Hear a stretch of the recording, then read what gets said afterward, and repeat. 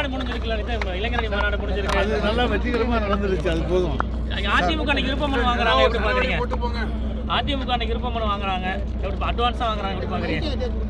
அதாவது அவங்களுக்கு ஆள் இருக்கான்னு பார்க்குறாங்க, ஆளை தேடி பிடிச்சி விடுங்க அப்படிங்கிறதுக்காக வேண்டி அட்வான்ஸாக யாரும் கட்சியை விட்டு போயிடக்கூடாதுங்கிறதுக்காக வேண்டி விருப்பமனு வாங்குறாங்க.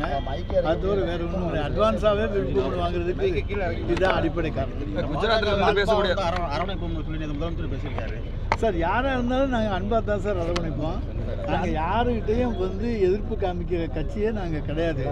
எல்லோரையும் தோழமையோடு அரவணைக்கின்றவர்கள் தான் நாங்கள். கொள்கை மாறுபாடுகள் தான் ஏற்படுகின்றன தவிர வேறு எந்த விதத்திலையும் நாங்கள் யாரையுமே போய் கிறிஸ்தி போடுறவங்க கிடையாது சார். ஒருவேளை பாஜக அன்போடு நடந்து கொண்டால் மீண்டும் கூட்டணி கொண்டாட வாய்ப்பு உண்டா சார்? அது கொள்கை கூட்டணி சார், அது வேற இது வேற. எங்களுடைய திராவிட மாடல் ஆட்சியை ஏற்றுக்கொண்டால் யாரோடும் நாங்கள் இணைந்து பணியாற்ற தயாராக இருக்கிறோம். நேற்று கூட்டத்தில் தம்பி வா தலைமை இருக்கவான்லாம் பேசியிருக்கீங்க. இப்போ உதயநிதிக்கு அவ்வளோ முக்கியத்துவம் கொடுக்குறீங்களா? ஏன் சார், தலைவருக்கு அடுத்ததாக இளந்தலைவர். அதனால் இந்த எங்களுடைய இயக்கத்தினுடைய அத்தனை 2 கோடி தொண்டர்கள் 2.5 கோடி தொண்டர்கள் இன்றைக்கு சேர்த்திருக்கிறோம். அத்தனை பேரும் முழு மனதாக உதயநிதி ஸ்டாலின் இந்த இயக்கத்துக்கு வலுவூட்டக்கூடியவர் என்கின்ற நம்பிக்கையோடு இருக்கிறார்கள். எனவே அவரை தலைமையாக ஏற்றுக்கொள்வதில் எந்த தவறும் கிடையாது. தலைவர், அதற்கு அடுத்த தலைவர் இளந்தலைவர். தொடர்ந்து நம்ம பல்வேறு மீட்டிங்கில் இளைஞரணி கூட்டத்தில் ஆரம்பித்து அத்தனை மீட்டிங் போடுறோம். இப்போ இளைஞரணி கூட்டத்துக்காக கவர்வதற்கு விஜய் வந்தார், ஒரு காரணத்திற்காகவே இல்லைங்க. நாங்கள் சேலத்தில் 15 லட்சம் பேரை வச்சு ஒரு மிகப்பெரிய ஒரு இளைஞரணி மாநாட்டை, கின்னஸ் சாதனை மாநாட்டை நடத்தியிருக்கிறோம். இளைஞர்கள் திராவிட முன்னேற்ற கழகத்திலே தான் இருக்கிறார்கள் என்பதை எடுத்துக்காட்டுவதற்காக சேலத்திலே நடத்தப்பட்ட மாநாடு என்பதை மறந்து விடாதீர்கள்.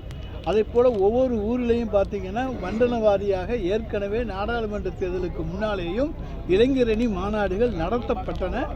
எனவே அதன் அடிப்படையில் சட்டமன்ற தேர்தலுக்கு முன்னாலே நடத்தப்படுகிறது. புதுக்கோட்டை நம்ம திருச்சியில் போய் கலந்துக்கிட்டோம். 1 லட்சம் பேர் 1.5 லட்சம் பேருக்கு மேலே இளைஞரணி தொண்டர்கள் மட்டுமே கலந்து கொண்ட மாநாடு அது. முன்னாள் அமைச்சர் விஜயபாஸ்கர் சொல்லியிருக்காரு, காவேரி குண்டு நீங்கள் நிறைவேற்றலை, அதற்கு கண்டிச்சு உண்ணாவிரத போராட்டம் நடத்த போகிறோம். எல்லாம் அவர் உண்ணாவிரதம் இருக்கட்டும். அவங்க போட்ட பிளானு என்னங்கிறத அவர் யோசிக்கணும். நாங்கள் பணம் செலவழித்து மாயனூரில் கதவணை கட்டி விட்டோம். 670 கோடி ரூபாய் செலவிலே தலைவர் கலைஞருடைய ஆட்சியிலே கதவணை கட்டப்பட்டு விட்டது. அப்புறம் அதை டைரக்ஷனை மாற்றி விட்டு அக்விசேஷனில் கொண்டு வந்து விட்டால் நிலம் இருக்கிறவன் நிலம் தரமாட்டேங்கிறாங்க. நிலம் தர்றவங்க பல மடங்கு விலை கேட்கிறார்கள். எனவே இந்த பிரச்சனை ஓடிக்கொண்டிருப்பதால் தான் அது வர முடியவில்லை. அவங்க நிலம் எடுத்து ஒவ்வொருத்தட்டே பேசி தர சொல்லுங்க, நாங்கள் பணம் கொடுக்க தயாராக இருக்கோம். அமித்ஷா மோடி ஜனவரி மாதத்தில் தொடர்ச்சியாக போகிறாங்க. அமித்ஷா மோடி ஜனவரி மாதத்தில் சார், இனிமேல் அவங்க தமிழ்நாட்டுக்கு படையெடுத்து வந்து தான் தீரணும். ஏன்னா ஏதாவது தங்களுடைய கட்சியினுடைய டெபாசிட்டையாவது காப்பாற்றிக் கொள்ள வேண்டும் என்பதற்காக அமித்ஷாவும் மோடியும் தமிழ்நாட்டுக்கு படையெடுத்து வந்து கொண்டு தான் இருக்க வேண்டும். ஆனால் எந்த பணமும் கொண்டுகிட்டு வரமாட்டாங்க.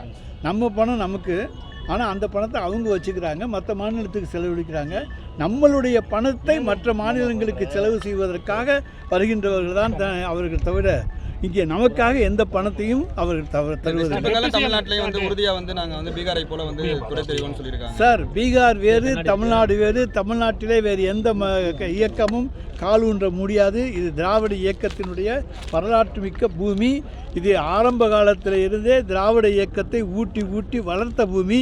இங்கே இருக்கக்கூடிய தமிழ் மக்களை ஏமாற்ற முடியாது. ஆன்மீக அரசியலை சொல்லியெல்லாம் இங்கே ஏமாற்ற முடியாது. நாங்கள் ஆன்மீக அரசியலுக்கு எதிரிகள் அல்ல என்பது தமிழ் உணர்வுக்குள்ள அத்தனை வாக்காள மக்களுக்கும் நன்றாக தெரியும். எனவே எங்களை பொறுத்த வரைக்கும் எல்லோரும் ஒன்று, எல்லோருக்கும் எல்லாம் என்பதுதான் எங்களுடைய கொள்கை. எல்லோருக்கும் எல்லாம் கிடைக்க வேண்டும் என்பதுதான் எங்களுடைய கொள்கை. எல்லோரும் சமம் என்பதுதான் எங்களுடைய கொள்கை. நீங்கள் எல்லாரும் சமம்னு ஏற்றுக்கிட்டு எல்லாரையும் அவங்கள வர சொல்லுங்கள், ஆட்சேபனையே கிடையாது.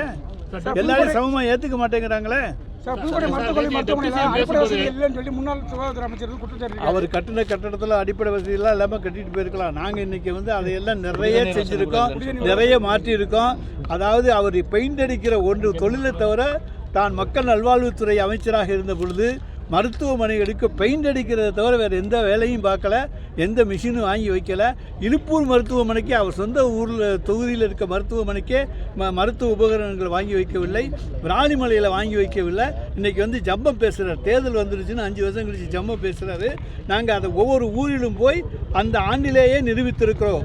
மக்கள் நல்வாழ்வுத்துறை அமைச்சராக இருந்தவர் தன்னுடைய தொகுதியிலேயே எதுவும் செய்யாதவர் மற்ற ஒரு தொகுதிக்கு எப்படி செய்ய போகிறாரு, செஞ்சிருப்பார் அப்படி என்பதெல்லாம் சொல்லியிருக்கிறோம். எனவே எங்களை பொறுத்த வரைக்கும் இன்றைக்கு திராவிட முன்னேற்றக் கழகத்தினுடைய ஆட்சியிலே தான் தமிழகம் இன்றைக்கு மருத்துவத்துறையிலே தலை நிமிர்ந்து இருக்கிறது, பல விருதுகளை பெற்றிருக்கிறது. பேசும்போது எதிரிகளையும் உதிரிகளையும் வந்து கவலைப்பட வேணாம்னு சொல்றாரு. எதிரியை யார் சொல்றாரு, உதிரி யார் சொல்றாரு? எதிரி உதிரி எல்லாம் அவங்க தான்.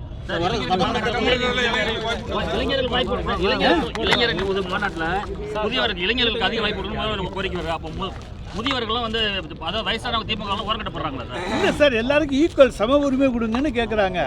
எல்லாரும் இளைஞர்களும் வரணும்ல, கட்சியை நாளைக்கு பலப்படுத்த இளைஞர்கள் தேவையில்லையா? எனவே இளைஞர்களுக்கு வாய்ப்பு கொடுங்கள் என்று கேட்கின்ற உரிமை இளைஞரணி செயலாளருக்கு உண்டு.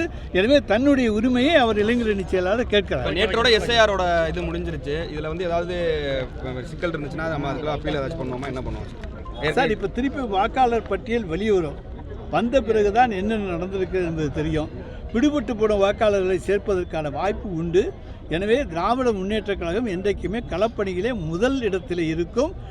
ஒரு வாக்காளர் விடாமல், அவர் அதிமுகவா பாஜகவா அதை பற்றியெல்லாம் கவலைப்பட மாட்டோம். எல்லா வாக்காளர்களையும் சேர்க்கிற கட்சி தான் திராவிட முன்னேற்றக் கழகம். எங்கள் கட்சியை மட்டும் சேர்க்க மாட்டோம், எல்லாரையும் சேர்க்க.